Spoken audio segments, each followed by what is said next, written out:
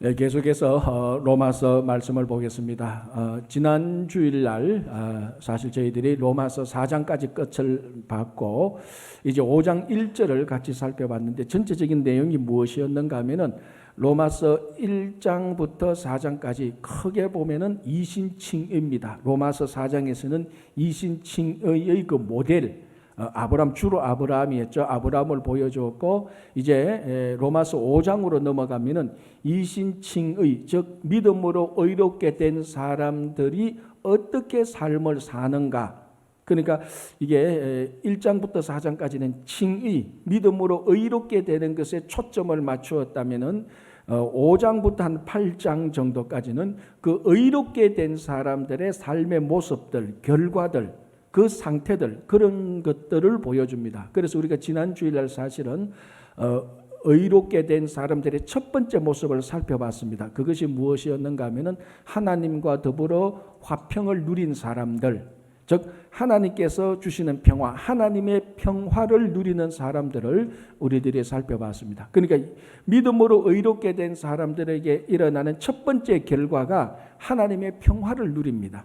자, 오늘 이제 로마서 5장 2절을 보면은 두 번째, 세 번째 결과가 나타나는데 오늘 우리가 이제 이 말씀을 같이 살펴보려고 합니다.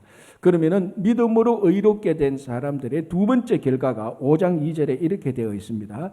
또한 그로 말미암아 우리가 믿음으로 서 있는 이 은혜에 들어감을 얻었으며, 하나님의 은혜에 들어감을 얻었다라는 것입니다. 자, 이게 어떤 이미지인가 하면은 대제사장이 성전 지성소에 들어가는 그 모습, 그 지성소까지 들어가는 그 모습의 이미지가 나타나 있습니다.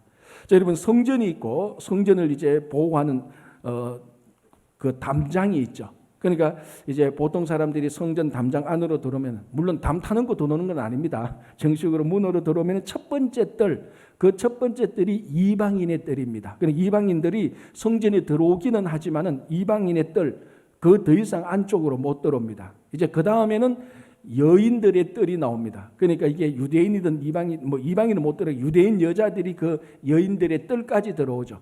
그 다음에는 유대인 남자들의 뜰이 있습니다.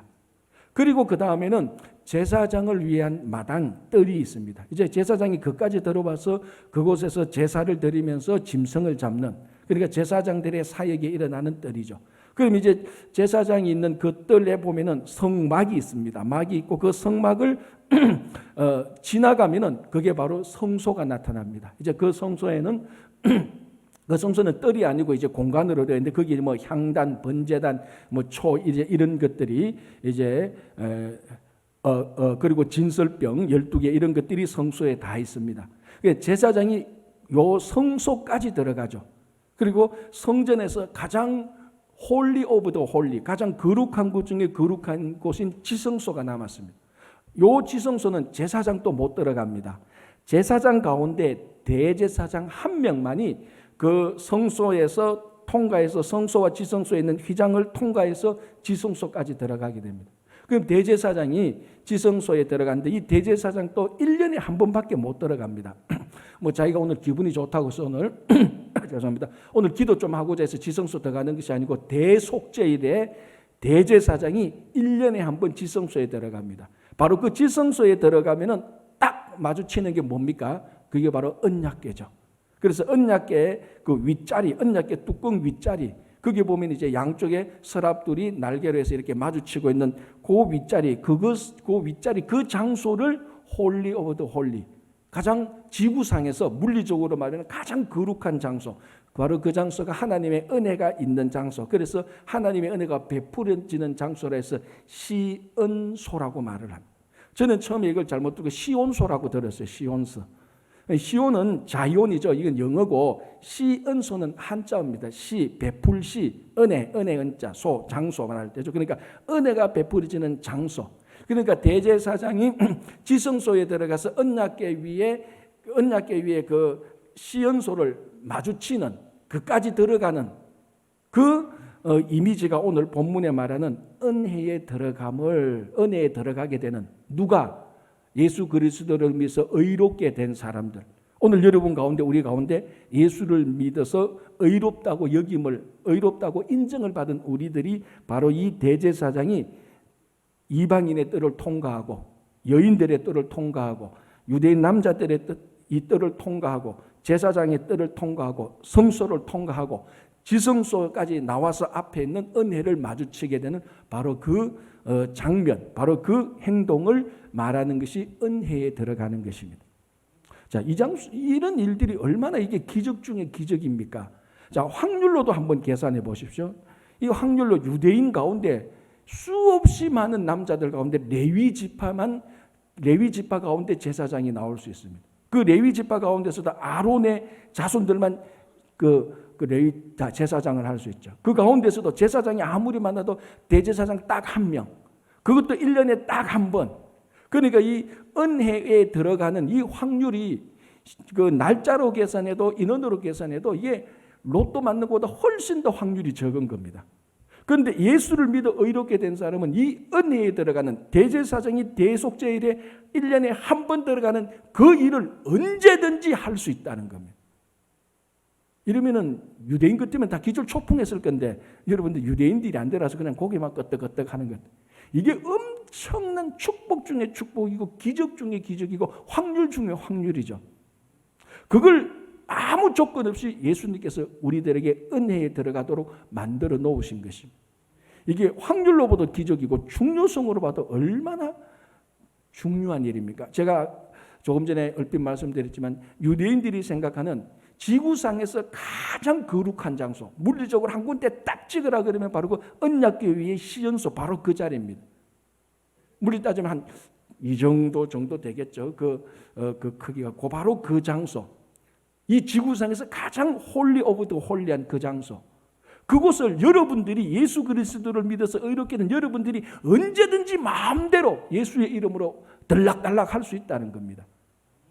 자, 이러면 이제 눈이 막 사슴 눈같이 이렇게 돼야 되는데 이 중요성은요, 제가 아무리 말을 해도 여러분들한테 다 전달되지 못할 겁니다. 유대인들이 어떻게 대제사장이 1년에 한 번 들어가는 그 지성소에 마음대로 왔다 갔다 하느냐고 상상도 하지 못합니다. 그런 일들이 예수를 믿는 우리에게 의롭다고 인정된 우리에게 매일매일 일어나고 있다는 것입니다.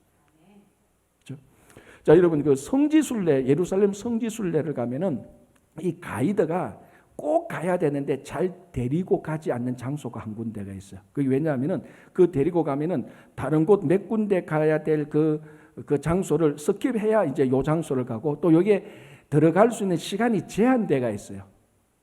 이 장소가 어딘가 하면은 성전산 황금돔에 있는 바로 그 장소입니다. 여러분 예루살렘 사진 보면은 그 노란 아치로 된 황금돔 있잖아요, 그죠?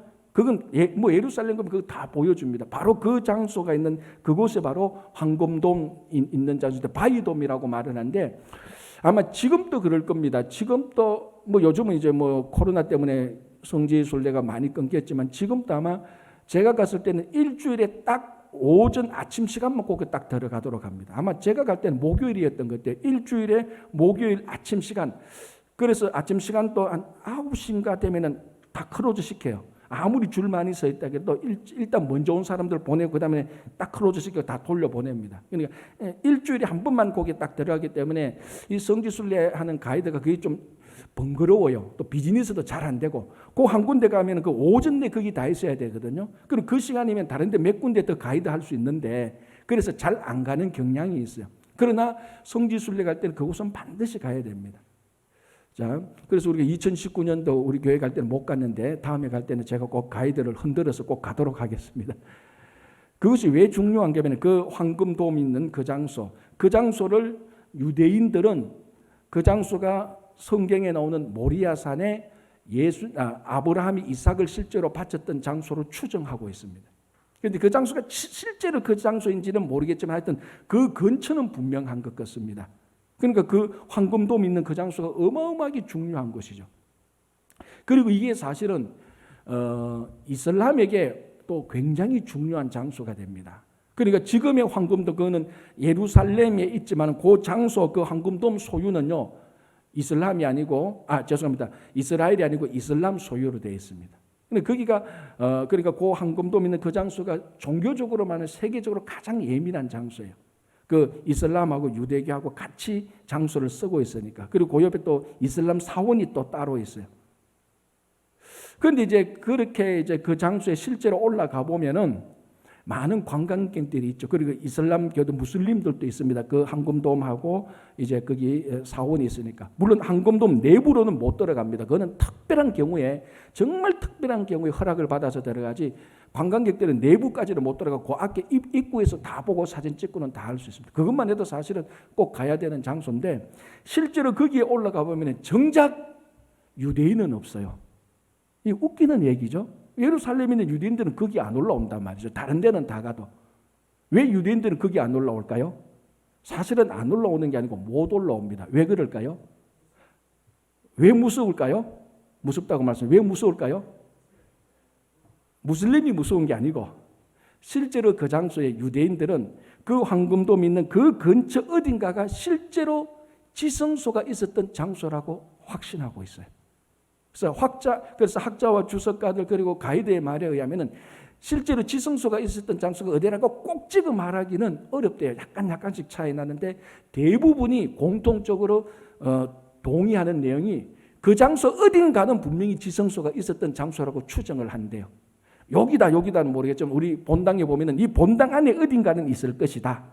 근데 여기인지 저기인지 그거는 아직까지 학자 간의 차이가 있습니다. 그러니까 유대인들이 못 올라오는 거예요. 혹시나 그 성전산 황금돔 근처 올라왔다가 실수해서 한 발이라도 지성소에 터치된다면 자기들은 엄청난 불경 정도가 아니고 저주를 당하는 겁니다. 그 대제사장이 1년에 대속제를 한 번만 들어가는 그 장소에 자기들이 감히 그 올라왔다가 지성소를 침범하게 되는 그 어마어마한 저주스러운 사건을 자기들이 겁나서 못 올라오는 거예요. 올라가면은 이슬람 사람도 있고 우리 한국 사람들, 뭐 개신교 사람들은 룰루랄라 막 다녀요. 애들은 막 뛰다니고 그 어디가 지성소인지도 모르는데, 어떻게 보면 유대인들의 입장에 보면은 불경 중에 불경입니다. 그런데 우리는 태연하게 다녀요. 왜? 예수 그리스도를 믿어서 의롭게 되어서 이미 하나님 은혜에 들어간 사람들입니다. 그러니까 대제사장이 대속제에 들어가는 그 지성소가 어디인지 물리적으로는 모르겠지만 이미 신앙적으로 예수 그리스도께서 우리를 그곳으로 인도하셨습니다. 그래서 예수님께서 돌아가셨을 때에 성소와 지성소를 맡고 있는 휘장이 제일 먼저 찢으셔서 누구든지 그 안에 들어갈 수 있도록 주님께서 길을 열어 놓으셨습니다. 그래서 예수 그리스도를 믿는 우리들은 언제든지 하나님 은혜에 들어가는 사람들이니까 우리는 거기 올라가서 실제로 있었던 지성소를 우리 오른발 왼발이 터치하더라도 우리는 저주받거나 불경스럽거나 무서운 게 아닙니다. 우리는 단지 우리가 이미 하나님 은혜의 보좌에 들어갔던 그 은혜를 물리적인 장소로 확인하는 것에 불과한 거예요. 이게 얼마나 은혜 중에 은혜입니까? 유대인들은 아무도 못 올라온다는 거예요. 우리는 이미 영적으로 신앙적으로 예수 그리스도를 믿어서 의롭게 되어서 은혜의 보좌 앞에 들락달락하는 사람이에요. 그리고 지성소에 가도 여기가 진짜 지성소구나 있다 할지라도 우리는 그것을 확인하고 그 은혜를 누리면 되는 겁니다. 유대인들이 무섭고 벌벌 떨고 저주스럽다고 하는 것을 우리는 은혜로 언제든지 왔다 갔다 하게 되는 이런 귀중한 은혜를 우리가 받은 것입니다. 누가? 예수 그리스도를 믿어서 의롭게 된 사람들. 자, 여러분 다 은행 어카운트 다 가지고 계시죠? 뭐 다 가지고 계시면서 없는 척 하시기는 다 있잖아요, 그죠? 그런데 여러분 이제 옛날에는 뭐 옛날이라 할 것도 몇 년 전에는 여러분들 은행 볼 일이 있으면 어떻게 합니까? 은행 가야죠. 은행 가서 예금도 하고 돈도 찾고 또는 내 밸런스가 얼마나 남는지 확인도 하고 아니면 ATM이라도 가서 넣고 해야 됩니다. 그런데 이게 한 몇 년 전부터 은행에 직접 방문하는 사람들이 많이 줄어서 사실 요즘 젊은이들은 은행 자체를 안 가요. 저도 은행 거의 안 가죠. 특별한 일이 있으면 이제 은행 가서 좀 볼 일을 보는데 그러면 은행 어카운트도 있는데 은행 안 가서 어떻게 은행 볼 일을 봅니까? 온라인 뱅킹. 그렇잖아요. 온라인 뱅킹으로 다 볼 일을 봅니다. 들어가서 자, 온라인 뱅킹 어떻게 합니까? 다 하실 줄 알죠? 자, 한번 합시다. 여러분들 어카운트에는 온라인 인터넷 열고 오픈했습니다. AA은행에 갑니다. 자, 뭘부터 해야 되죠? 아이디부터 해야죠. 아이디 넣고 그리고 뭐 해야 됩니까? 패스워드를 또 해야 됩니다. 한국말로 비밀번호인데 뭐 정확히는 패스워드를 넣죠. 그러니까 아이디를 넣고 패스워드를 넣고 클릭 엔터 탁 치면은 그 인터넷 안에 내부 프로그램이 아이디를 인식하고 패스워드를 인식해서 딱 일치되면은 어카운트를 오픈 딱 해줍니다. 그러면 딱 보고 내가 뭐 트랜스퍼를 하든지 뭐 밸런스가 얼마 있는지 다 확인합니다. 그 예금으로 하는 그 예금도 다 할 수 있죠 요즘은. 그리고 그 볼일 다 하시면 탁 끌어자고 나오는 겁니다. 자, 요 과정이 우리가 하나님 은혜의 보좌 앞에 나가서 하나님 만나고 똑같은 과정이에요, 사실은. 자, 보십시오. 자, 아이디를 넣어야 됩니다. 그런데 딱 하나 차이는 이 아이디는 우리가 마음대로 만들지 못해요. 우리가 은행 아이디는 우리가 마음대로 만들어서 우리가 컨펌 받으면 내가 내 독자적으로 그것만 사용하는데 딱 하나 차이가 요겁니다. 우리가 은혜에 들어가는 것을 은행 어카운트 온라인 뱅킹으로 하는 것을 우리가 비유해서 말하자면 아이디는 우리가 만들고 만들어진 아이디를 사용해야 됩니다. 딱 그거를 사용해야 돼요. 그 아이디가 뭐죠? 예수 그리스도. 그 아이디에 예수 그리스도를 넣어야 됩니다. 이것만 넣는다고 됩니까? 아니, 이제 패스워드를 넣어야 됩니다. 패스워드는 뭡니까? 믿음을 패스워드 넣어야 됩니다. 그럼 그 내부 인터넷 프로그램이 이제는 그 인식 시스템이 막 돌아갑니다. 아이디가 예수 그리스도가 들어오고 패스워드가 그 믿음이 들어오면 두 개가 딱 일치하면서 뭐로 인식합니까? 의로움으로 인식하는 거예요. 의로움으로 인식 딱 되는 순간 어카운트가 딱 열리듯이 우리가 하나님 은혜에 딱 들어가게 되는 겁니다. 그러니까 앞으로 여러분들이 온라인 뱅킹하면서 늘 이거 생각하셔야 됩니다.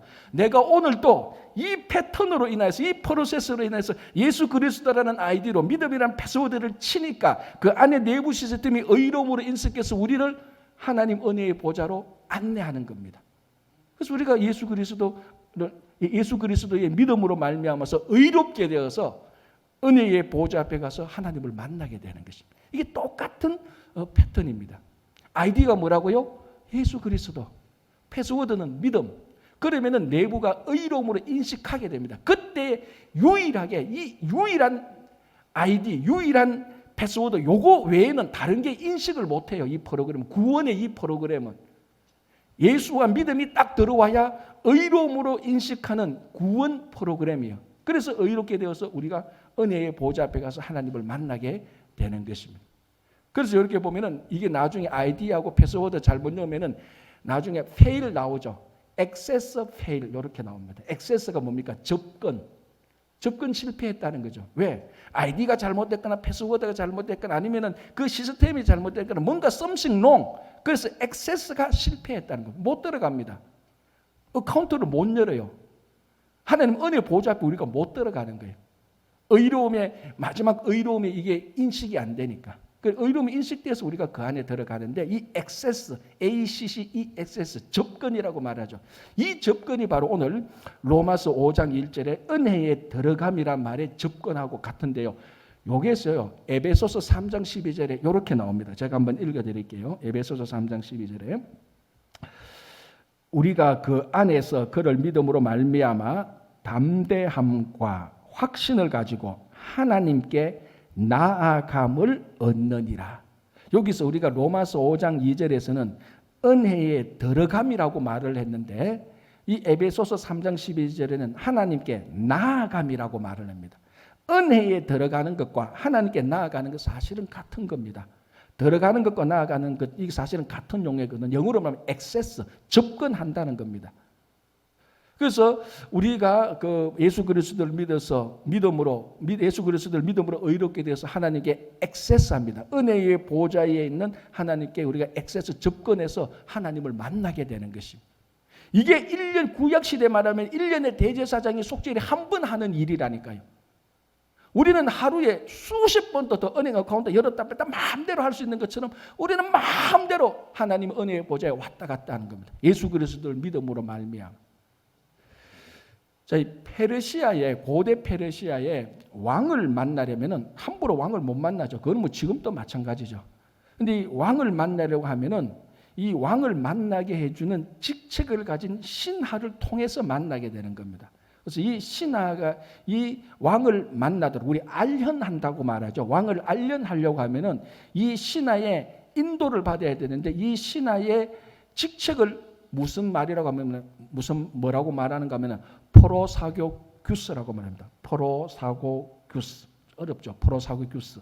그러니까 누군가가 왕을 만나려고 하면은 그 궁정에서 포로사교규스라는 신하가 나옵니다. 나와서 왜 만나려고 하는지, 그 왕을 만나려고 하는 방문 목적, 그리고 신원 조회를 하겠죠. 내가 안전한 사람인지, 뭐 왕을 암살하는지, 뭐 어떤 나쁜 의도로 가져온지 모르잖아요. 그러니까 이 포로사교규스라는 신하가 철저히 나를 점검하고 왕을 만나려는 목적을 확인하고 다 통과가 되면은 이 포로사교규스가 나를 데리고, 방문자를 데리고 왕 앞에 딱 데려다 놓습니다. 이런 과정이 이제 포로사교규스라는 신하가 하는 일인데, 이 포로사교규스의 동사형이 포로사고개입니다. 요 동사가 헬라어로 은혜에 들어감, 하나님께 나아감, 둘 다 포로사고개예요. 똑같은 단어를 쓰고 있어요. 그리고 우리가 하나님께, 은혜의 보좌 앞에 하나님께 나아가려면은 포로사교규스라는 신하의 도움을 받아야 됩니다. 바로 이 일을 예수님께서 하시는 겁니다. 이 예수님께서 우리를 하나님 앞으로 인도를 하시는 겁니다. 그래서 우리가 그 하나님 앞에 나가서 이제 하나님께 우리 탄원도 하고, 하나님께 기도도 하고, 하나님께 위로도 얻고 힘을 얻고 문제 해결을 다 하는 겁니다. 그래서 이 은혜에 들어가는 사람, 누가? 예수 그리스도를 믿어서 의롭게 여김을 받은 사람들. 이 사람들이 하나님께 나아가서 자기 문제를 해결하고 하나님과 함께 교제를 하는 것입니다. 여러분 1962년도에, 그러니까 지금부터 한 68년 9년 전이죠. 1962년도에 백악관의 그 당시 대통령 존 F 케네디를 만났던 두 어린 사람이 있습니다. 한 사람은 고등학생이고 한 사람은 그냥 소년이었어요. 그 한 해에 백악관에서 케네디 대통령을 만난 사람인데, 그 첫 번째 사람은 한국 사람이에요. 그 당시 고등학생이었는데, 이 사람이 적십자사가 주최한 영어 웅변 대회에서 1등을 하게 됩니다. 그래서 이 케네디 대통령이 백악관에 초청을 합니다. 그 마을에 경사가 난 거죠. 1962년도에 백악관에 고등학생, 충청도 학생이 그것도. 충청도 학생이 백악관에 초청돼 가서, 이게 뭐 충청도의 경사죠. 그 고등학생이 이제 백악관에 가서 존 F 케네디를 만나서 얘기하는데, 존 F 케네디가 묻습니다. 뭐 영어로 물었겠죠. 학생 자네 꿈이 뭔가 하니까 뭐 영어도 잘하고 뭐 나 성격도 좋으니까 나는 한국의 유명한 외교관이 되고 싶어요. 그러니까 케네디 대통령이 속으로 이렇게 이 백악관까지 왔는 고등학생 백악관까지 왔는데 한국의 외교관이 뭐야? 너 세계에 제일 가는 외교관이 되라고 말을 했다는 거야. 그때부터 이 학생의 인생이 바뀌기 시작합니다. 이 사람이 누군가 하면은 반기문 전 유엔 사무총장이에요. 그 자서전을 보면 그걸 굉장히 중요하게 기록하고 있고, 사실은 자기는 진짜 그때 백악관을 방문해서 케네디 대통령을 만난 것은 일생 일대의 중요한 자기 인생의 터닝 포인트라고, 전환점이라고, 변화된 계기라고 말을 하고 있어요. 그래서 결국 유엔 사무총장, 진짜 그 케네디 대통령 말대로 세계의 최고의 외교관이 되는 셈입니다. 자, 그리고 한 미국 아이가 소년단의 대표로 백악관에 초청받아서 케네디 대통령을 만납니다. 또 케네디 대통령이 묻습니다. 야, 너 장차 뭐가 되고 싶을래? 그래, 이 소년이 이미 백악관에 왔으니까 나 미국 대통령이 되고 싶어요. 이렇게 말을 했다는 거예요. 그러니까 이 케네디 대통령이 야, 너 꼭 미국 대통령이 되라고 말했습니다. 이 아이가 누군 줄 압니까? 빌 클린턴 전 대통령이에요. 희한해요. 백악관에 들어갔다가 나오면 사람이 바뀌어요. 그래서 사람들이 백악관에 많이 가려고 하는 겁니다. 물론 간다고 해서 다 바뀌는 건 아니죠. 또 이상하게 바뀌는 사람들도 있긴 있어요. 평생 그거 이상하게 자랑만 하는 사람도 있는데, 무엇이 중요합니까? 백악관에 가서 대통령을 만나는 사람들 가운데 인생의 전환점, 인생이 변화되고 삶의 질이 달라지는 사람이 생깁니다. 백악관에 있는 대통령을 만나도 그렇게 되는데, 은혜의 보좌에 앉아 계시는 우주의 창조자 하나님을 만났다면 그 사람의 삶은 변화되기 시작하고 일생일대의 전환점이 생기기 시작하고 삶의 질이 세상하고 달라져야 되는 겁니다. 그게 누굽니까? 우리들입니다. 우리들. 그런데 되돌아보니 왜 내 삶은 하나도 안 바뀌었지? 그럼 둘 중에 하나입니다. 하나님이 가짜거나, 여러분들이 지금까지 예수 그리스도를 위해서 의롭게 되어서 하나님 은혜의 보좌에 가서 하나님을 못 만났거나, 둘 중에 하나입니다. 하나님이 진짜고 정말 여러분들이 은혜의 보좌에 가서 하나님을 만났다면, 거기는 반드시 은혜의 보좌에서 우주의 창조자 하나님을 만났다면 반드시 삶이 전환되고 변환되고 삶의 질이 세상에 살아가는 삶의 질하고 완전히 차원이 다른 성도의 삶을 살아가게 되는 것입니다. 그래서 우리가 예수 그리스도를 믿어서 의롭게 된 사람이 은혜에 들어감으로 말미암아 매일매일 언제든지 은혜의 보좌에 있는 하나님을 만남으로 말미암아 우리 삶이 매일매일 바뀌고 매일매일 변화되고 매일매일 우리 삶의 질이, 우리 삶의 그 가치가 세상의 가치하고 판이하게 다른 성숙하고 풍성한 삶을 살 수 있는 것입니다. 그 일이 예수 그리스도를 믿는 여러분들에게 매일매일 일어나기를 바라는 것. 이게 이제 두 번째 결과고요. 세 번째 결과에 대해서 5장 2절이 이렇게 말합니다. 2절 하반부에 하나님의 영광을 바라고 즐거워하느니라. 하나님의 영광을 바라고 즐거워한다.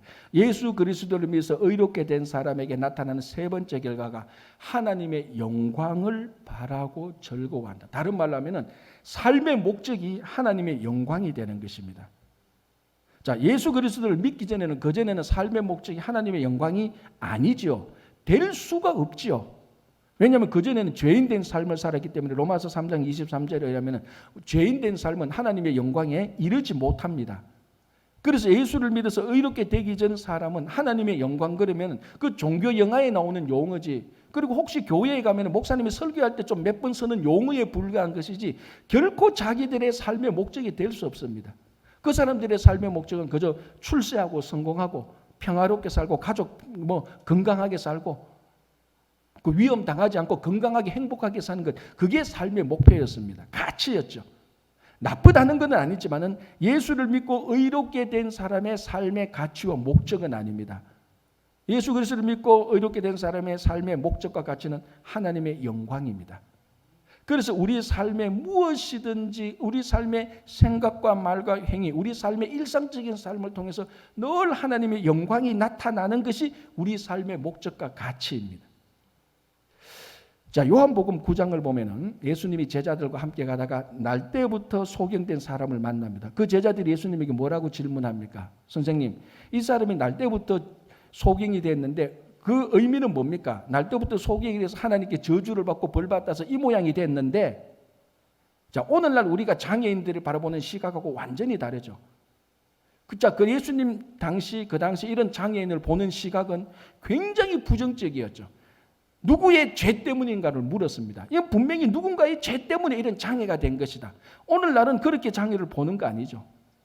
오늘날 장애인들은 누구의 죄 때문이라고 보는 그런 가치관이 아닙니다. 어쨌든 예수님 당시에 그 당시 날 때부터 소경된 사람을 제자들은 그 당시 유대인들은 다 그렇게 봤습니다.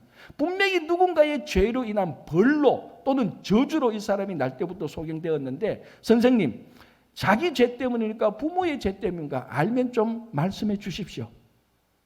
그러니까 이 날 때부터 소경된 자를 어떻게 보고 있습니까? 저주받은 사람, 벌받은 사람으로 보고 있다니까요. 그때 예수님께서 뭐라고 말합니까? 야, 이 사람은 누구의 죄 때문이 아니다. 다시 말하면 벌받아서 이렇게 된 게 아니다. 이 사람이 이렇게 된 것은 하나님의 일을 드러내기 위하여서다. 그 하나님의 일은 영광이란 말하고 같은 의미입니다.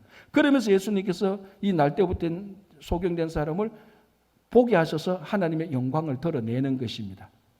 자, 그리고 2장 더 넘어가면 요한복음 11장이 나옵니다. 그 이제 베다니에 있는 마르다와 마리아, 나사로가 살고 있는 바로 그 집이죠. 예수님께서 굉장히 사랑했던, 그리고 그 사람들도 예수님을 굉장히 사랑하고 대접했던 바로 그 베다니가 있는 이제 그쪽으로 가는데 나사로가 굉장한 중병에 걸립니다. 그래서 마르다와 마리아가 자기 집으로 자기 마을로 예수님이 오고 있다는 소식을 듣고 사람을 빨리 보냅니다. 예수님 빨리 오십시오.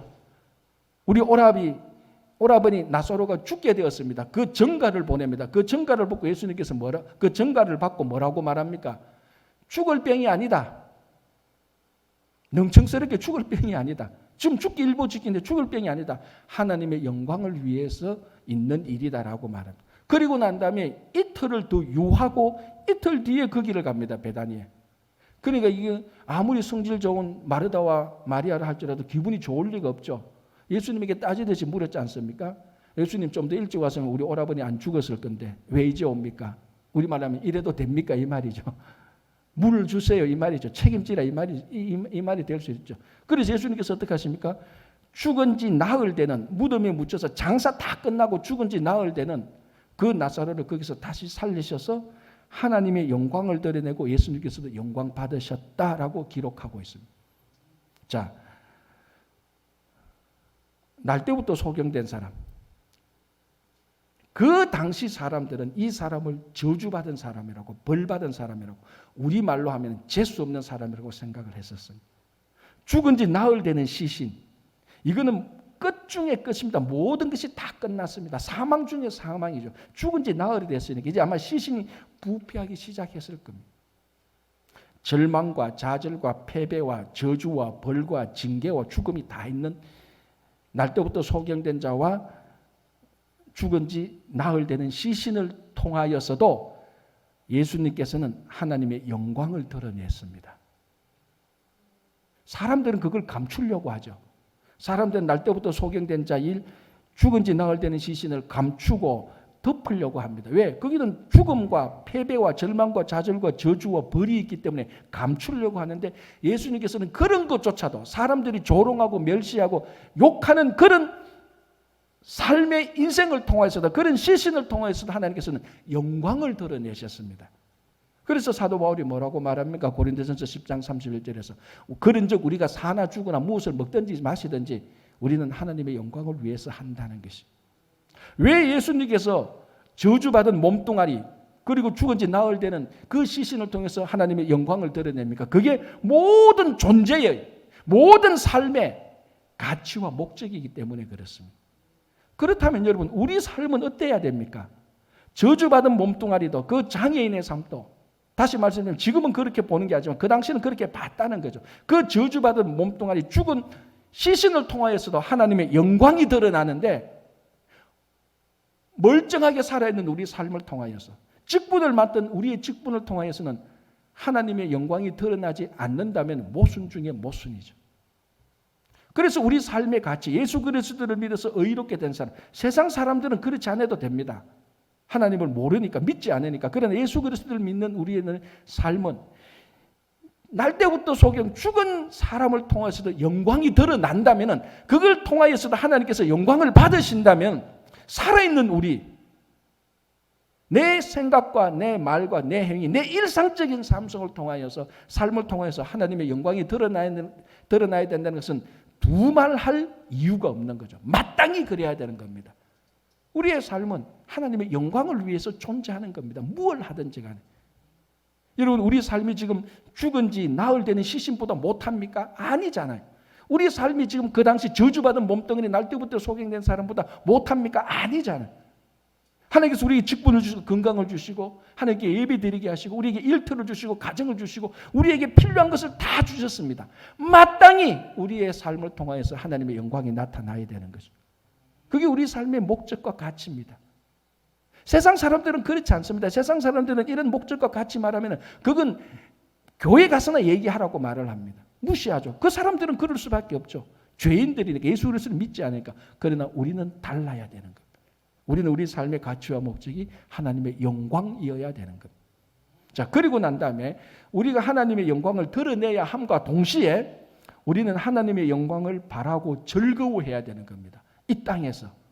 자, 하나님의 영광이 온전히 이루어지는 것은 하나님의 나라에서 온전히 이루어집니다. 지금 이 땅에서는 부분적으로 이루어질 수밖에 없죠.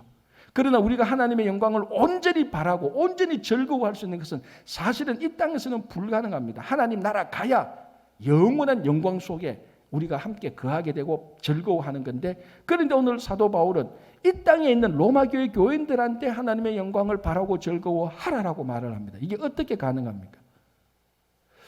자, 제가 중학교 한 3학년 때로 기억하고 있습니다.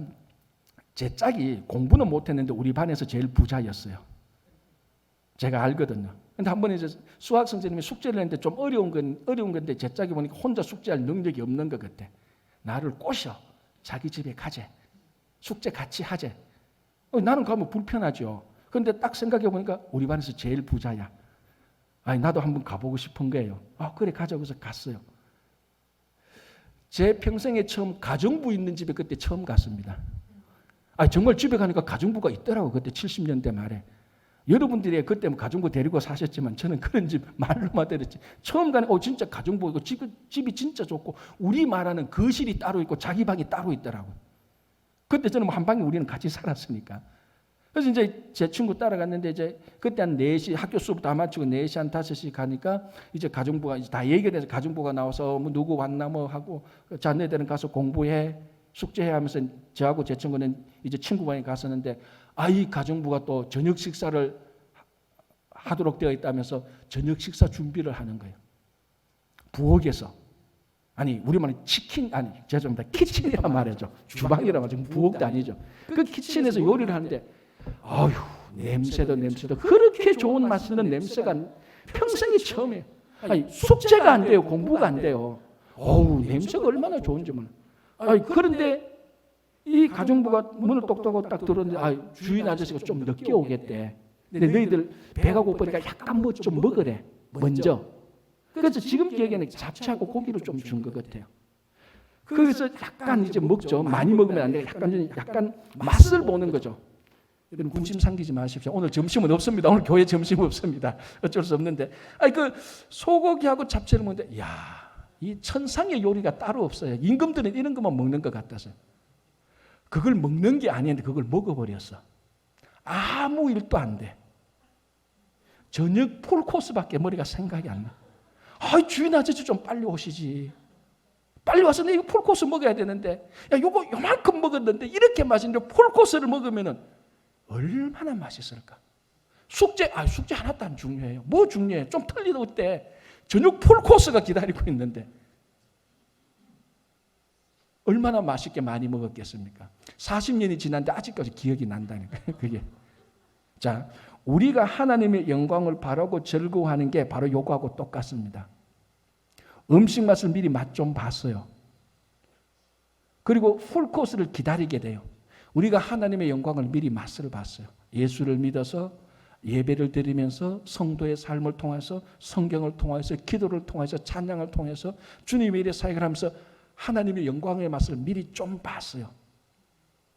그러면 하나님의 영광을 미리 좀 본 사람의 모든 관심은 풀코스에 가 있습니다. 내가 이 삶이 다 마치고 하나님 나라 가서 이 하나님의 영광을 온전히 누리겠다. 그러면서 그 중간, 그 간식 먹은 시간과 저녁 시간 그 사이, 그 중간 사이, 그 상태, 그 시간이 오늘날 우리가 살고 있는 시간하고 똑같습니다. 그 상태에서는 숙제가 중요하지 않아요. 저녁 풀코스밖에 머리가 없다는 거예요. 지금 오늘날 우리들의 삶은 이 세상의 삶이 어떻든지 간에 강력한 삶의 소망은 하나님의 영광을 온전히 누리는 겁니다. 우리는 맛을 봤거든요. 자, 그렇다면 이 소망이 너무나 강력하기 때문에 우리는 그 소망을 가지고 이 땅에서 충분히 그 하나님의 영광을 바라고 즐거워하면서 살아갈 수 있는 그 시간 동안 입에 군침이 돈다니까 계속해서 그 소망이 있잖아요. 자, 그렇다면은 우리가 그 하나님 나라에 대한 영광의 소망을 간절히 바라고 그게 우리 확신이 있다면 지금 내 삶에 일어나는 좀 어려운 일들은요 쉽게 우리가 간과할 수 있습니다. 덜 중요할 수 있죠. 그 소망이 너무나 강력하기 때문에 그래서 이 소망으로 이 삶의 어려움을 우리는 넉넉히 견디고 이기고 나가는 것입니다. 왜? 우리는 하나님의 영광을 간절히 바라고 즐거워하는 마음이 있기 때문에 지금의 삶의 좀 어려움과 좀 갈등과 사람이 나를 좀 무시하고 좀 뭐 이렇고 저렇고 해도 관심이 없어요. 풀코스, 오직 풀코스. 오직 하나님의 영광을 간절히 바라고 살기 때문에 이 땅에서 그 저녁 시간이 될 때까지도 우리는 그 기다림 속에서 바람 속에서 소망 속에서 즐거움 속에서 살아갈 수 있는 것입니다. 이런 사람에게는 조그만 어떤 고통도 이길 수가 없습니다. 소망이 너무나 강력하기 때문에. 그게 누구에게 일어난다고요? 예수 그리스도를 믿어서 의롭게 된 우리에게 일어나는 일들입니다. 그게 우리가 오늘 그 상태에서 우리가 그렇게 살아가고 있는 것입니다. 그렇다면은 이 코로나 팬데믹으로 해서 우리에게 어려움이 있습니다. 이 어려움을 무시하라는 게 아닙니다. 이걸 무시하고 이 어려움은 아무것도 아니야. 잊어버려. 그게 아니고 이것을 하나님 나라에 대한 소망이 있기 때문에 이것을 넉넉히 견뎌나갈 수 있고 넉넉히 이겨낼 수 있습니다. 소망이 어려움보다 더 강하니까요. 그래서 여러분들 오늘 이 사도 바울이 로마 교회 교인들에게 하는 믿음으로 의롭게 된 사람에게 주는 하나님과의 평화를 누리시기 바랍니다. 하나님 은혜의 보좌에 들어가서 매일매일 풍성한 삶을 사시기를 바랍니다. 그리고 하나님 나라는 강력한 소망을 가지고 여러분들의 삶이 일상 속에서 하나님의 영광이 되기를 간절히 바랍니다. 기도하겠습니다.